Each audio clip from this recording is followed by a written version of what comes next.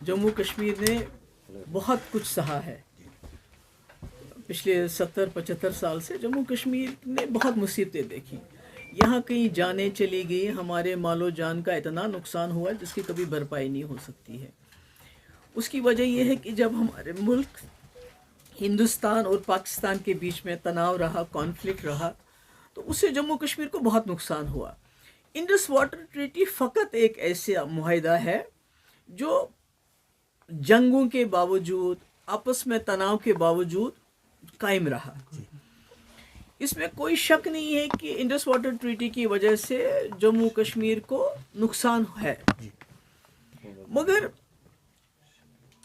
जो बीजेपी का नैरेटिव है पिछले कई साल से, वो नैरेटिव, वो बीजेपी इंडस वाटर ट्रीटी को एक इशू बनाना चाहती है। और उमर साहब का ये कहना कि हमारा नुकसान है, हम बिजली पैदा नहीं कर सकते हैं, तो हमें ये भी ध्यान देना चाहिए कि जो बिजली हम पैदा कर रहे हैं क्या वो हमारी है। हम तो कहते हैं कि हमें नुकसान है कि हम ज़्यादा बिजली क्यों नहीं पैदा कर पाते हैं, पानी का ज़्यादा इस्तेमाल क्यों नहीं। पर मैं ये पूछना चाहती हूँ कि जो बिजली हम प्रोड्यूस कर रहे हैं क्या वो हमारी है। देखिए, मरहूम शेख साहब जब यहाँ के वज़ीर आला थे तो उन्होंने सालार प्रोजेक्ट एनएचपीसी को दे दिया, यानी हमारे हाथों से वो प्रोजेक्ट निकल गया।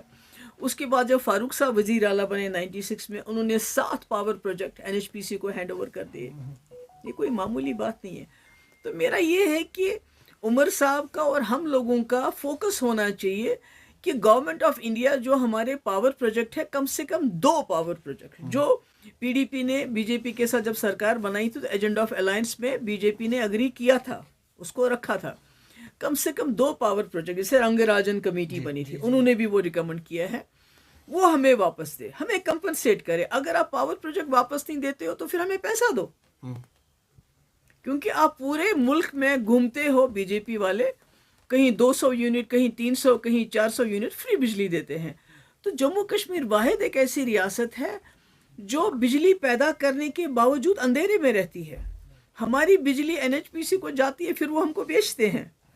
तो मैं समझती हूँ कि बजाय इसके कि हम इंडस वाटर ट्रीटी को एक इशू बनाएं और दोबारा और ज़्यादा तनाव मुल्क के 2 मुल्कों के अंदर पैदा करें, जिसका खिमियाजा बीजेपी को तो फ़ायदा होगा, वो पूरे मुल्क में अब इसको इशू बनाएगी, जैसे 370 को बनाया है। इसी तरह ये अगर इशू बनता है, इसमें अगर कोई ऊंच नीच हो जाती है इंडस वाटर ट्रीटी, उसका खिमियाजा जम्मू कश्मीर के लोगों को हमें भुगतना पड़ेगा। बीजेपी को तो कोई फ़र्क नहीं पड़ेगा, पंजाब को कोई फ़र्क नहीं पड़ेगा, राजस्थान को कोई फ़र्क नहीं पड़ेगा, मगर जम्मू कश्मीर को के ऊपर और भी मुश्किलात आएंगी। आपने देखा अभी कुछ दिन पहले ग्रेनेड चला और वो बेचारी लेडी जो वहाँ की थी, बांडीपोरा की आबिदा, तो उसमें जान बहक हुई। तो इसलिए हम तो खून से लथपथ लोग हैं। तो मुझे लगता है हमें सोच समझ के बात करनी चाहिए, और जो इश्यूज किसी हद तक सेटल्ड हैं 2 मुल्कों के बीच में, उसको नहीं खोलना चाहिए, क्योंकि फिर हम बीजेपी की लाइन टो कर रहे हैं।